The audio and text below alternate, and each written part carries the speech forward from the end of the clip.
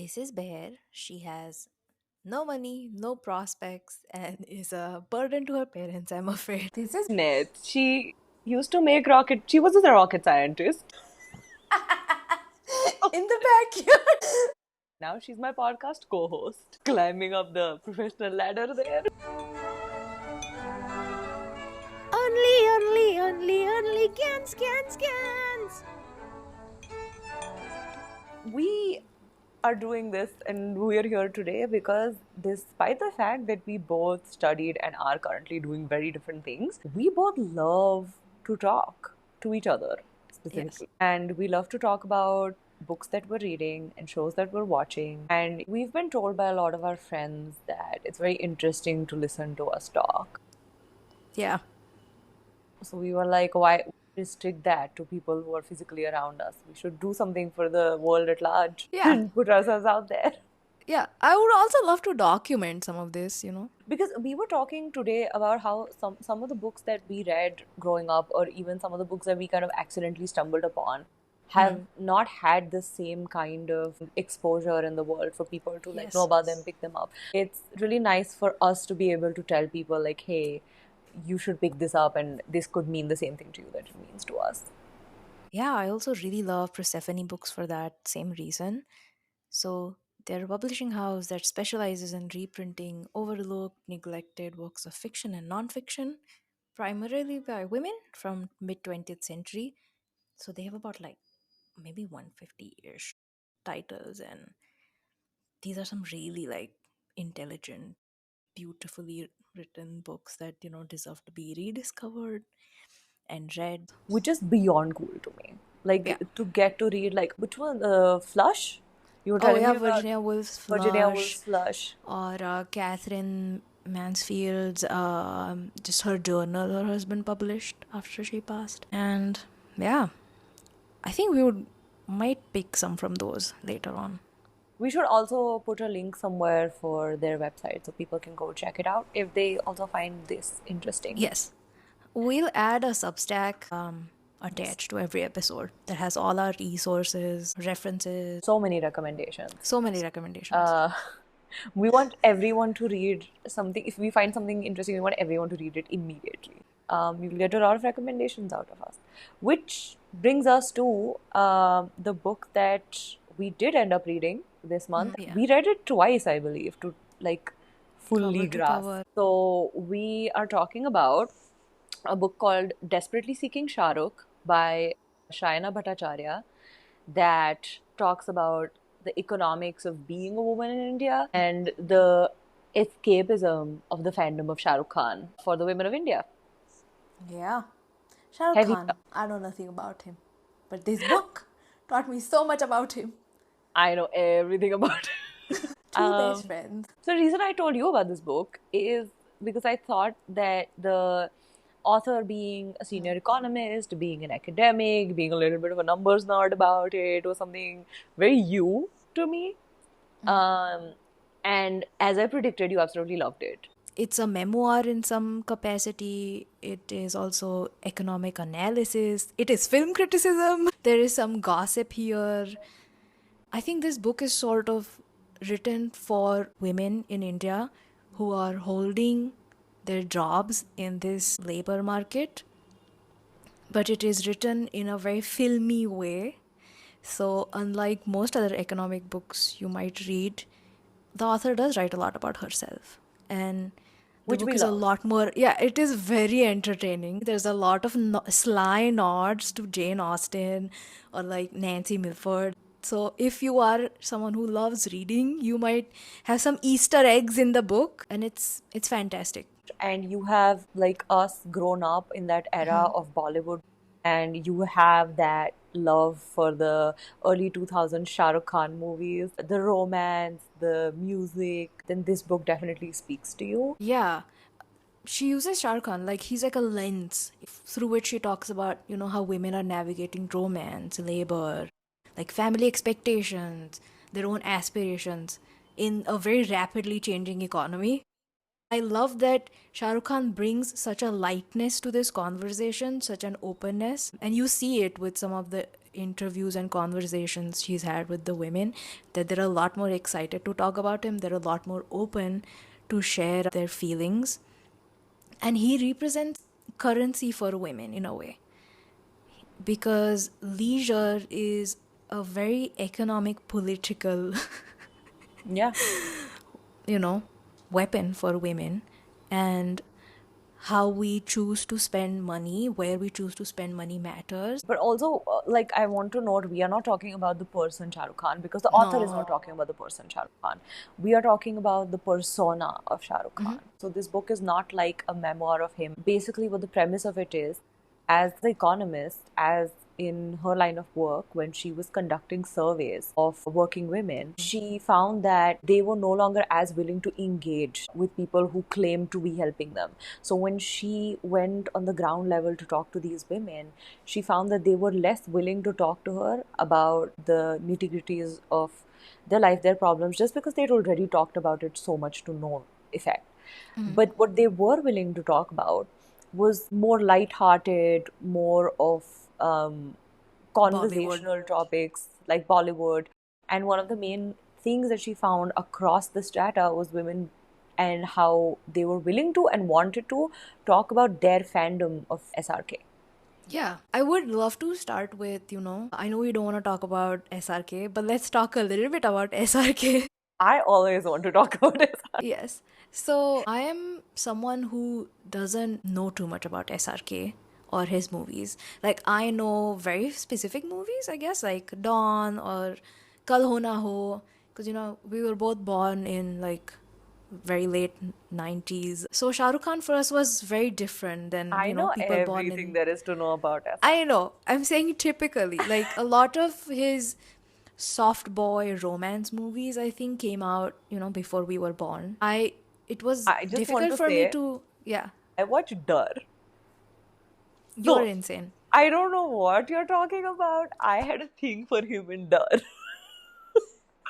Fair enough. But basically, I didn't. And for me, it was...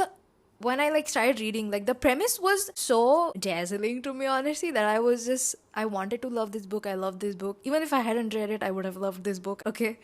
But anyway, so some things about Shah Rukh Khan that people younger might not know. He was this new age voice, and he talked about, being middle class, talked about his wife and women in a way that no one had spoken about before. And even though, some part of it is performative, but as you see in this book, someone says it's like, it doesn't matter. They appreciated that he said it at all. And he talked about, access to toilets and like a lot of things, actually. So I did want to talk about how, 80 Shah Rukh Khan and the Shah Rukh Khan we know, there's a lot to SRK. So given, like, knowing all this after reading the book, it makes sense why women love SRK. He has these soulful eyes. He has great hair. Anyone with great hair, I love. He is very obsessed with female gaze, or the gaze of the other person. Like, he really sees you, it Yeah. feels when he talks. And even women in his movies, like, the author talks about the fact that, women speak way more in his movies. So who is Shah Rukh Khan to you, and what is Shah Rukh Khan to you? Shah Rukh Khan to me is my first crush. Like, I had never really like felt that way about a celebrity before I saw him. And I completely relate to not only the author but a lot of the women that she depicts in this book. And one of the things I actually made a note on, because I thought that those two things were so beautifully linked. So I think in the very first chapter, she says that data shows that a majority of Indian women have sacrificed careers and the world beyond their homes for their family and for their children, right? I think this is indicative of the group of people who Shah Rukh Khan appeals to, or who are wanting the escapism of a fandom, wanting the escapism of something that they can only imagine. And then she goes on to say that as Raj in DDLJ, his character played rugby with the boys and raced aeroplanes, but also helped an aunt select which sari to buy. He fasted on Karwa Chauth with Simran, and it wasn't the usual one-sided ritual that he also served guests like women are expected to do, and we'd never seen a combination like that before. He redefined masculinity on screen. And I think that is so much the crux of like what I saw in him and also what other women see in him. Yeah. And it's interesting because, when you look at the statistics, most women don't watch movies. Like, It's 22% of men report making a monthly visit to a cinema hall, where only right. 8% of adult women report visiting a hall at least once a month. Yeah. So where are they getting Shah Rukh Khan from? It's from songs. It's from the interviews I was talking about. The author herself says that if you think about it in terms of the numbers, then SRK is catering to a minority group of the moviegoers. He's actually making movies for the 8% instead of the 22%. And she says, which I love, limited access to media devices or lack of independent incomes mean no time for fun. Unfriendly public spaces and rising ticket prices all conspire to restrict the number of women who can enjoy a film. And all of like this is statistic about women going to a cinema hall to watch a movie, but it is so indicative of the lives of women in this country who are restricted by not just one thing, but a whole combination of things that make up their living situation. Yeah, there are not enough spaces for women to leisure or opportunities. And he is, yeah, a great way to think about, their desires. What all of the people in this book like about SRK is so interesting because she says like most men like SRK because of his social mobility. I think Vidya in the book also says this where she's like, I love Shah Rukh Khan because he's like me. He's rose through the ranks. So men who are fans of Shah Rukh love that he is someone who's well off. It's such a different perspective versus a lot of women in this book love him for his, tenderness, his vulnerability, things like that. Also, since you spoke about Vidya, what I really liked about her story is so relatable, it's so genuine because the author says she and Vidya meet in a movie theater in Delhi. And she also talks about how what an anomaly it is because as people in our 20s who are looking for professional opportunities, who are busy with work, who are, kind of our life is so full that meeting new people and meeting new people who align with your beliefs, who align with your ideas, is nearly impossible. Like, we've known each other through school, but most people, when they're out in today's world trying to make new connections, that's very difficult. And one of the ways that women do make connections and keep connections, which we know because that's also the base of our friendship, is through fandom. It's through sharing of likes and dislikes and hobbies. And a very important part of this is to actually be allowed to cultivate these interests and these hobbies and be allowed exposure to these things and don't really have that access and that support in the larger system in terms of their movement, in terms of the spaces that they're allowed to inhabit, public spaces, workspaces, household spaces. So not only do they not have movement, but there's also no appreciation anywhere. Like women are not appreciated at home, where they do a lot of invisible work. Urban women spend about 5 hours every day doing housework, versus men spend about 29 minutes or something. So they're unappreciated at work, and they're also unappreciated at home.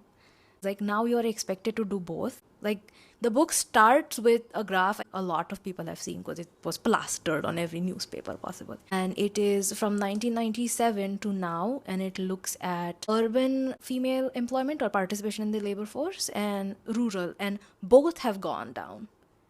As a country, we love topping from the bottom. What I really wanted to talk about, as we've gotten better as a country economically, we've hit something called a Sanskritization effect. So Sanskritization effect is as people have made more money, they have sort of purchased upper class rituals and norms and socialized women to believe that job is not core to their identity anymore. So somehow less women are working now. In top 10% of income households, only 6% women work. Like, Brahminical patriarchy is something that I don't think gets talked about enough. Like you said, it's almost a trade off to be part of a more elite group of people where patriarchy tends to get actually more entrenched Yeah. for the women who are part of that group. Because in this book, we meet a lot of women who are more in the working class. And even though they are also facing a lot of problems that are based in the system, they still have freedom of movement in terms of the work, in terms of like income. But even that looks very different for them on account of them being women. Yes. Okay, as we've grown as an economy, construction, like manufacturing, the liberalization has only been for men because it is very onerous for women to continue working when these are the things that are paid for. And we looked at some home based garment workers, right? And even though they're able to, I guess, work and have some economic activity, they're still hired through a man, the person you reach out to, who then finds all these workers or has all these workers under him. So even in places where it looks like we've reached parts of the economy where there is less literacy and there is more abject poverty, it's still sad that men are at the forefront of economic gain always. And it also plays a role in the personal lives of these women. Even though they are on paper becoming financially independent, we do see that they are still not given the freedom to express that independence, be appreciated and seen and acknowledged, and the power to actually use their finances in a way that they desire.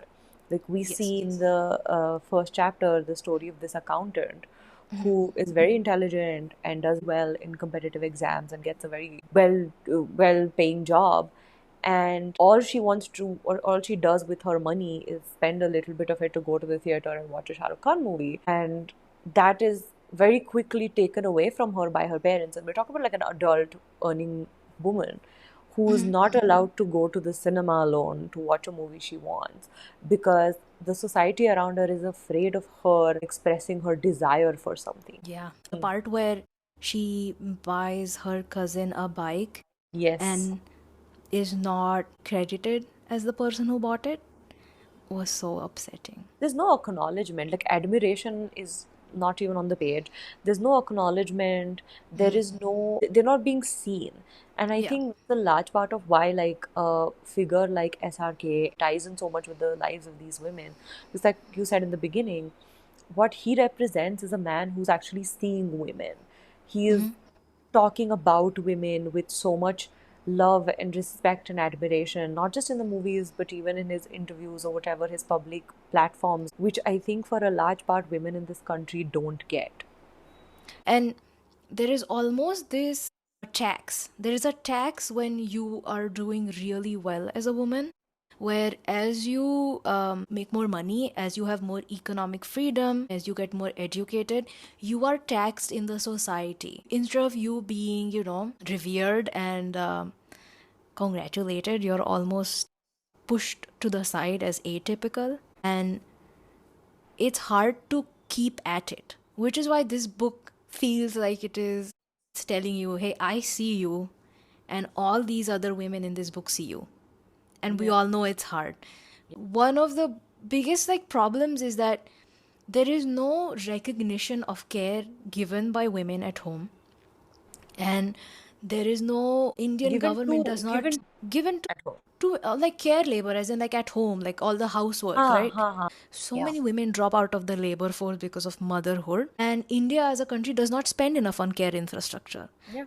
It really hinders women, like having old people in home they have to care about, having kids at home to care about, and it is not rewarded. And as we've seen, more money, more jobs in this country, we haven't seen a renegotiation of what household work looks like. The funniest kind of thing I've come across, which struck me, I was watching a video someone made where they did street interviews asking men what they thought of their partner not being willing to live with their parents. And the overarching feeling the men had about this was, oh, I want my partner to also care about my parents. Like, why would I abandon my parents? And it's like, well, I mean, she has parents too. The other thing is for men to go out and say, oh, I want a partner who cares about my parents, who's going to help my parents, who's going to take care of them. Most of these men do not participate in the household labor that would be required to care for their parents.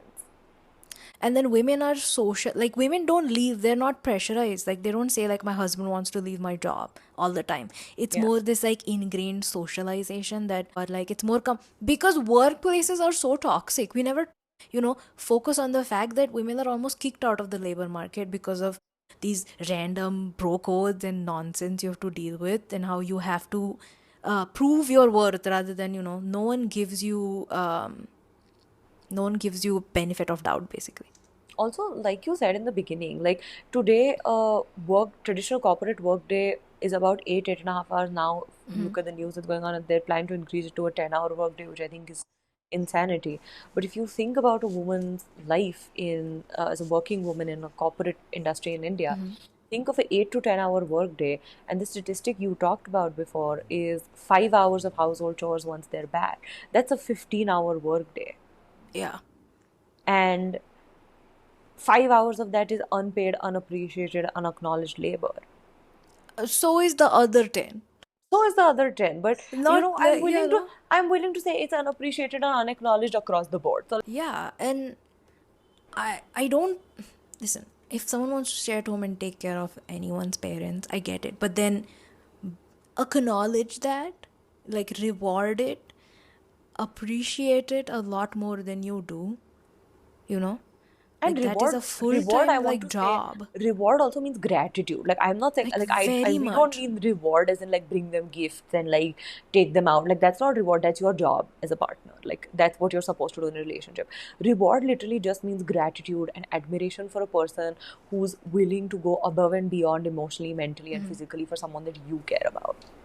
Right? It's like, oh, my husband makes enough money and I'll just drop out now because he makes enough that I don't want to stay and deal with how difficult workforce, how difficult it is to hold a job as a woman. To keep Yeah. a job in this country as a woman is very annoying.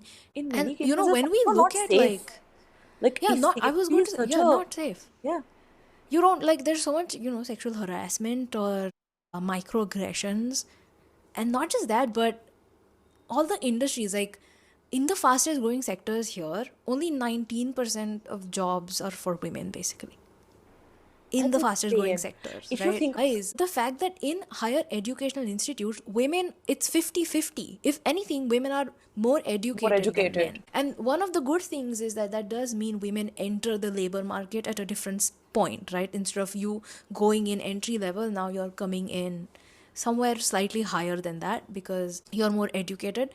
But then the minute, you choose to be a mother, you are immediately out. Different story for the mom versus the dad because there is motherhood penalty, which is something Claudia Goldin has documented across decades of her research. She's a Nobel winning economist. And her studies show that basically once kids enter the picture, women's earnings typically dip and never fully recover. And men see the opposite. They see a fatherhood premium and moms see a motherhood penalty. She's also found that this penalty is worse in certain jobs, like greedy jobs, like finance, law, consulting, where success is hugely dependent on how constantly available you are. And these structures punish flexibility, right? Which is exactly what mothers need a lot. And so, in the bigger picture, this pay gap isn't always about individual choices. It's deeply tied to how work is structured and how society values caregiving. And Gordon's work reminds us that until workplace, and policies don't evolve to support families, mothers will keep paying a price their fathers don't. and a lot of the onus of parenting falls on the woman just on account of men not participating. And where this is something we talk about a lot, which is like Yeah, weaponized incompetence, yeah. you know? How I how just do I do something if I don't know how to do this? not just you don't do it, but oh, you do it so much better You than do it I so do. much better. Like it's also because, when you grow up as a woman, you're just taught to do a lot more house chores. I know a lot of women who have been studying for a long time, either to do engineering or to do medicine.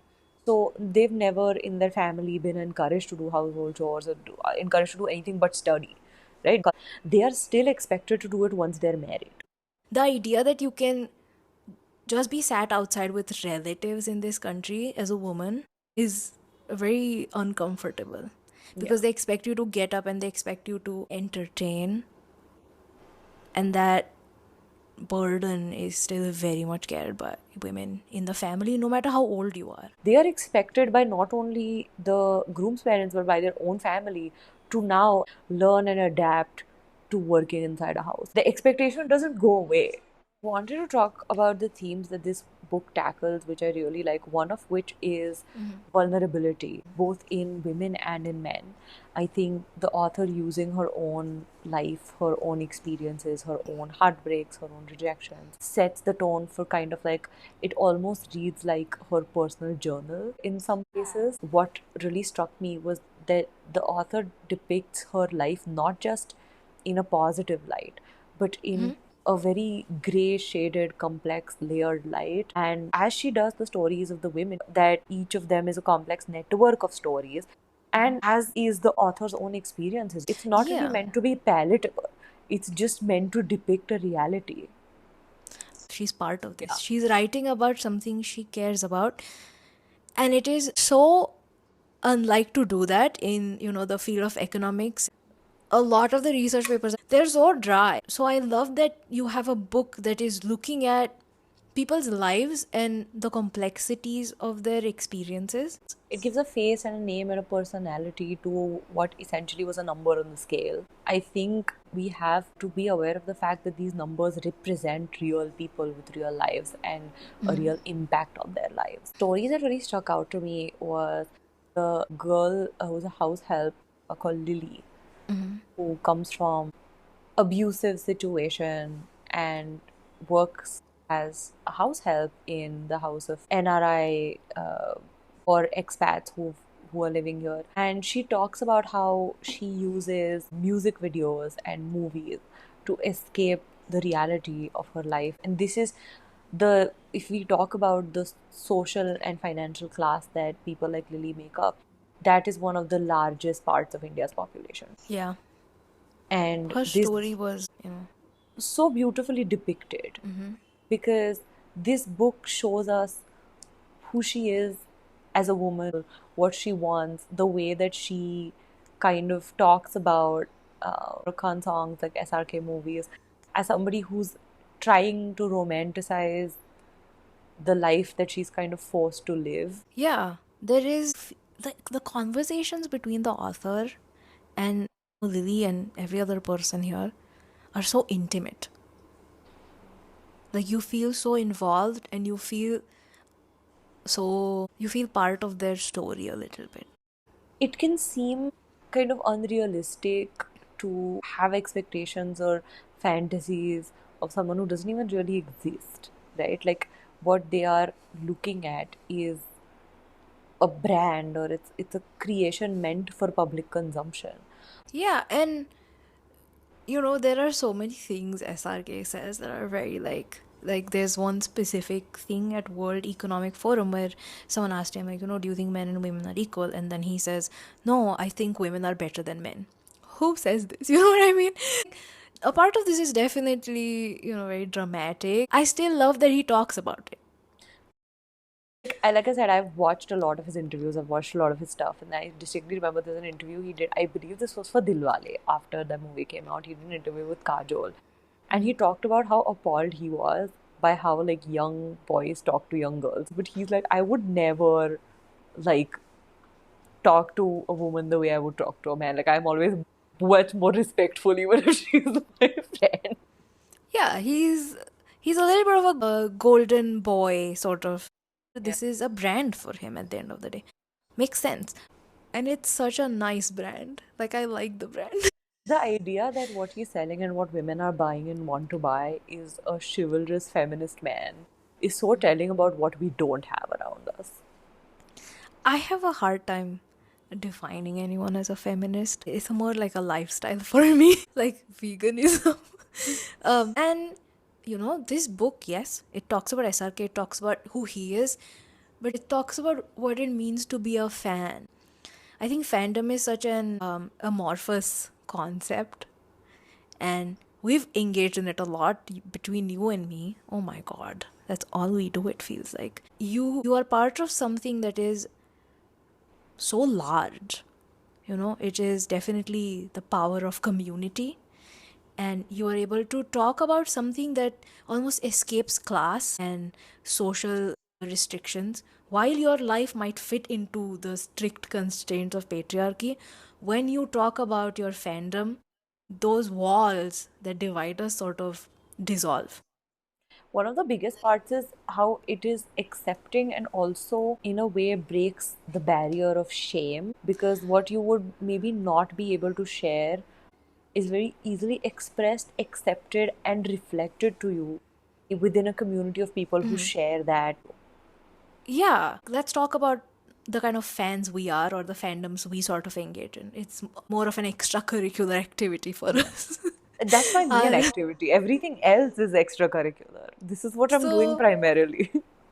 so when we talk about fandom and sort of the fictionality that we see on the internet, like let's talk about AO3, let's talk about Tumblr, the sort of imaginative expansion we do with some of these fandoms, say, Sherlock or Merlin or Harry Potter. These are some of the big ones that we followed for years. It feels so nice to look at these works that might not be, for the female gaze, were not initially meant to target women or anything like that. But whenever there's a fan fiction about these things, the person writing it, mostly it's women, they will rewrite it through such a distinct perspective. Like they're using the characters, but whatever they create is so original. And it sort of tells you that there is such a big gap in mass media that women are not given anything to consume directly for them. We have to sort of turn it into something we like and then consume it.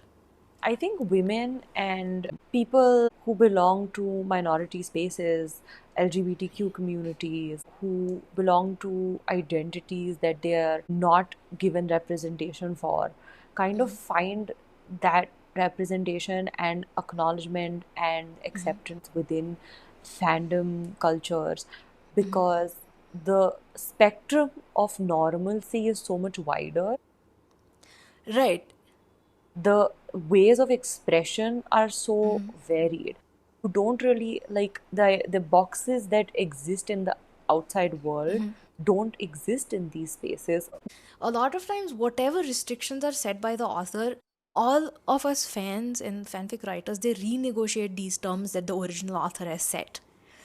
So a lot of the stories and the plot lines borrow very little other than character backgrounds, in my experience. So well written, so well articulated, so well conceptualized. And AO3 as a community is such a stark example of what it means to have a community that cares. Like AO3 is built by women, it's built for women, it's all in house. They have Which their is so own cool. peer reviewed journal. Like it's So cool. every time they ask for money, they get way more than what they ask for. I love you. I also want to point out, I think the people that are writing them and the people that are conceptualizing them have real lived experiences of a lot more of the world than the people who are creating mass consumption media.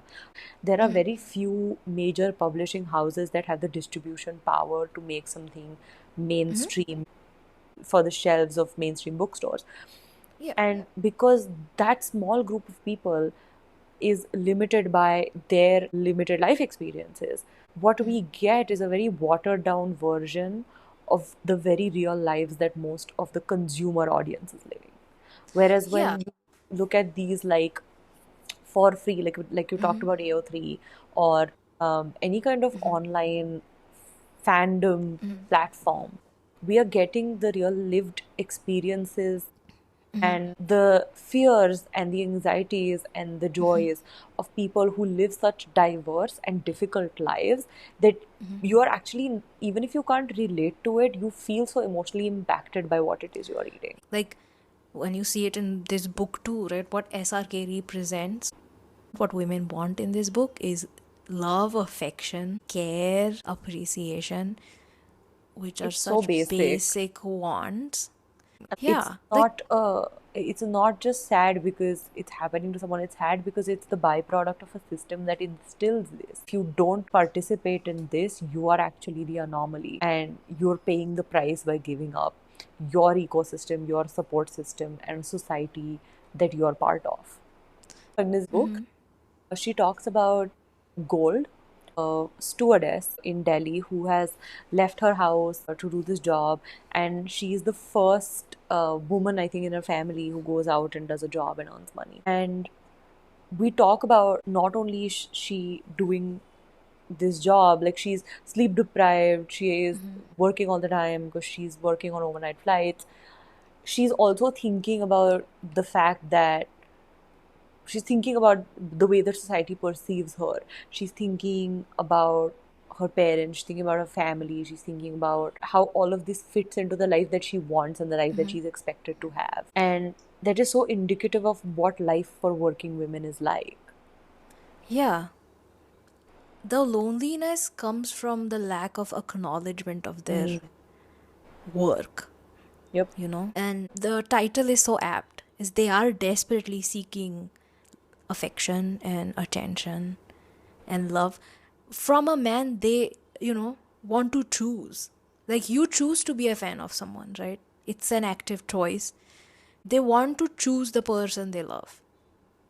And A choice also, that is not afforded to people. they want to choose from options that actually appeal to who they are and the life that they want to live. Like both the author and her friend Vidya, who are both very successful, financially independent, who are very well traveled, well educated. And one of the biggest problems that they both face in relationships is finding men who appreciate these things about them, who appreciate their successes, who appreciate their personalities, and appreciate what they've achieved in their life. And it's not only that, like, they come from the privilege and they come from the spaces where they are, you know, choosing their own partners, looking for partners on their own. But what they're met with is a group of people they would have to settle for, or would have to, in a way, dim themselves down for in order to be acceptable to these men. Yeah. I actually love one of the things she says. It's a truth universally acknowledged that a single man in possession of a good fortune must be in a want of wife. That's what Jane Austen says. Yeah. So what Bhattacharya instead says is, in Delhi, it is a truth universally acknowledged that a single man in possession of a good fortune must be busy building a harem. Delhi is another character in this book, guys. My brain is still stuck on weird modes. My brain just went Delhi, Delhi, Delhi. Have you seen Delhi 6? What did you think of Delhi 6 as a movie that uses Delhi as a backdrop? Very nice. It is a lot of like Purani Delhi though. I Yeah. didn't really go there a lot. But yeah, I feel like this author could write.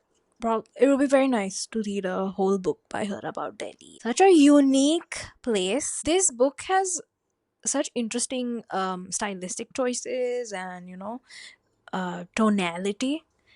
Her whole confessional memoir style way of writing. You almost feel like you're reading a filmy gossip column, but then she blends all of that in so well with the statistics and the very harsh, sad facts about women and employment in this country.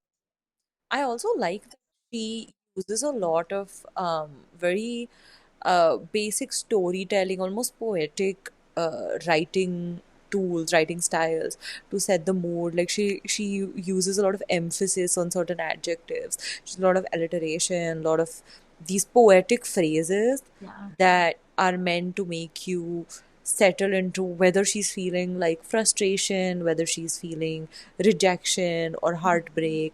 Like she uses words like burned and bruised, or she'll say something like, Scared single women, relentless replays, or six pack substitute sentimental. you love that one. I love that one. If this book's audio version, I can imagine is incredible to hear. Also, if they ever, decide to make this a movie, because I do feel like it could get adapted into It a would be a series nice of some mini sort. series. It'd It be would a be very, an amazing miniseries. like one of those. I don't know. Did you see the what was it called? Anthologies. Anthologies. There was one. It was called like love story, something urban. It was based on urban Mumbai.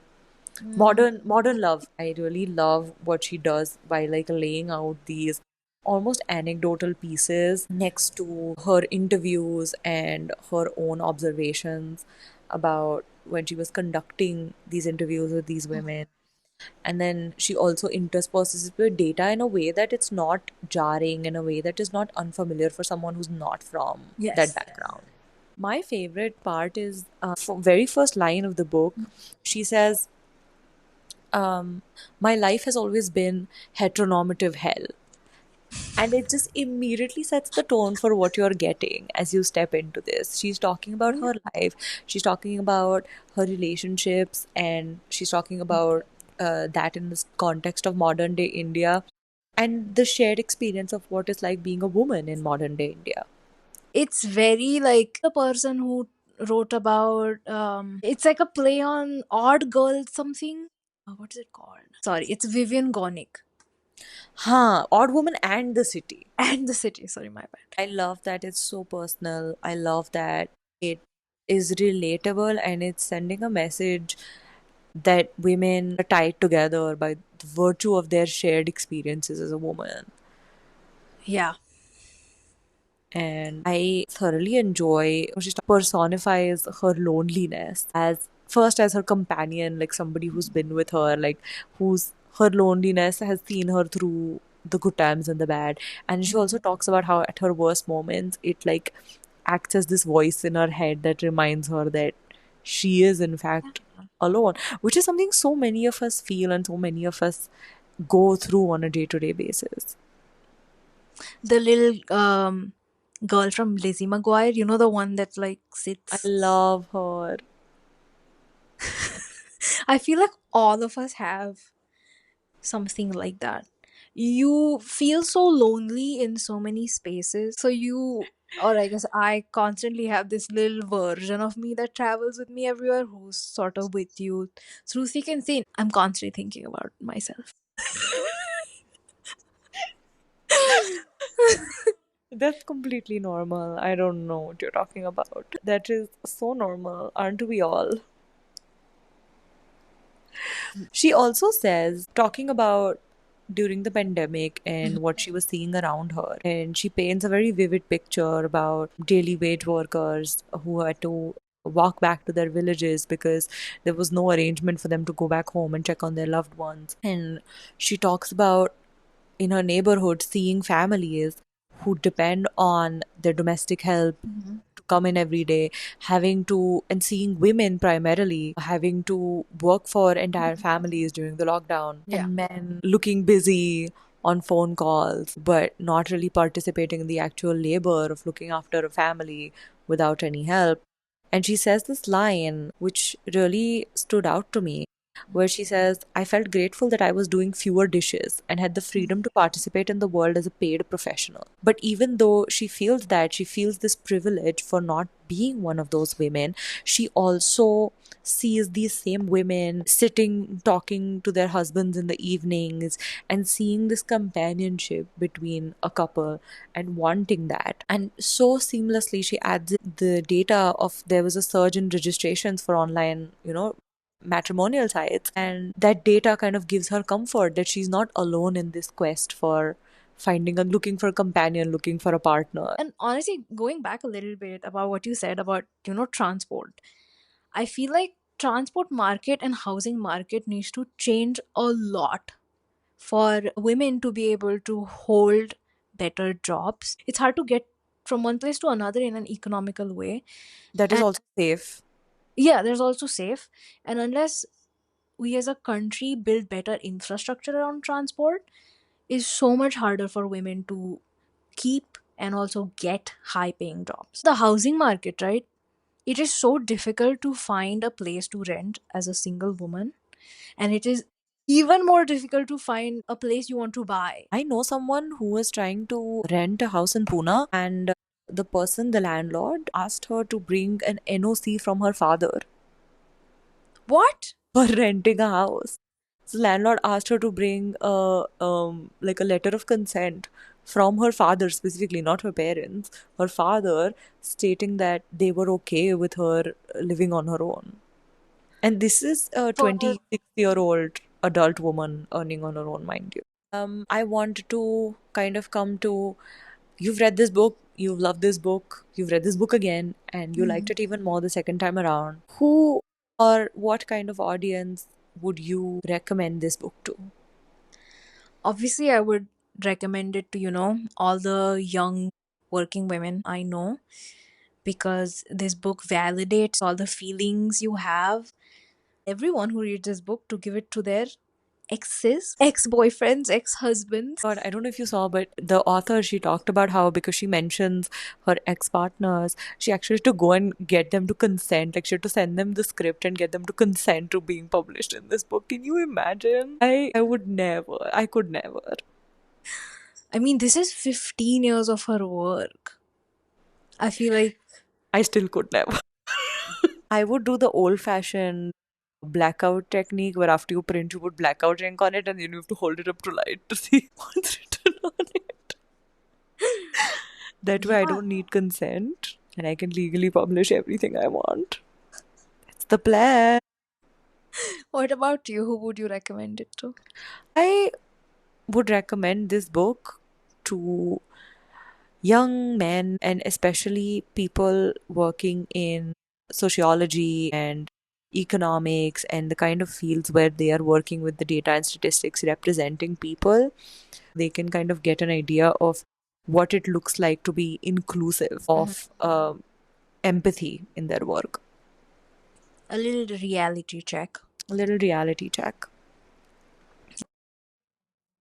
I made like a little reading list based on Gimme. all the resources. If you like this, you might like this. Love that. Can you tell me your top three? I haven't read all of these books. What Men Value and What Women Are Worth, which is Counting for Nothing by Madeline Waring, and Poor Economics, which is a famous book that Abhijit Banerjee has written with Esther Duflo. I don't know if that's how you say her last name, I'm sorry. Also Fierce Attachments by Vivian Gornick, which is that memoir-esque writing. Another one I found from her interviews was Mobile Girls Kotam, Working Women Speak, which is actually another podcast which started from similar fieldwork and surveying and was turned into a book, which is very fascinating. I also, from her interviews, found out platform. It's called Bahujan Economists. It is a platform for researchers. So, very cool things. Do you think, or rather, how do you think Arundhati Roy's Ministry of Utmost Happiness would tie into this reading list? I think Arundhati Roy is maybe too strictly fictional for me. I mean, I like her work. I will say her book is popular and nice enough that can fit into any list, honestly. Fiction, I have a big fiction preference.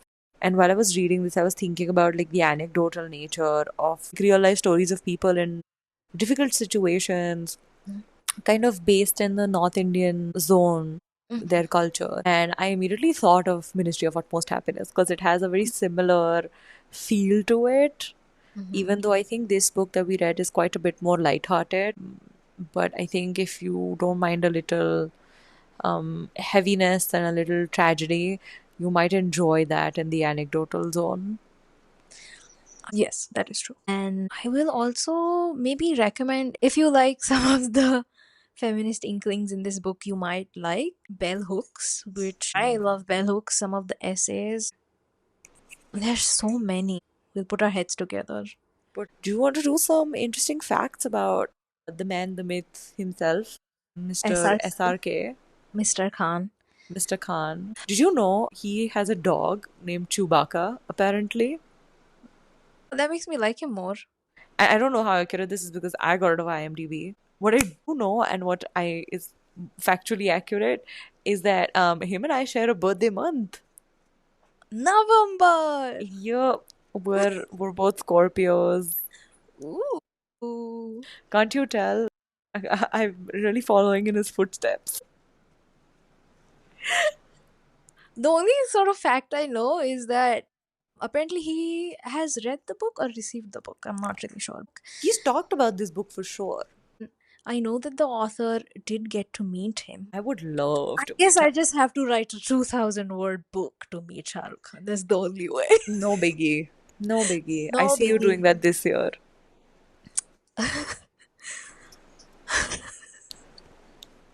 Anyway, if you want to support SRK, he would definitely want you to support this podcast. He's a huge fan of ours, and Mr. he's Khan is a huge fan of this podcast. if you want to be like Shah Rukh Khan, please follow us.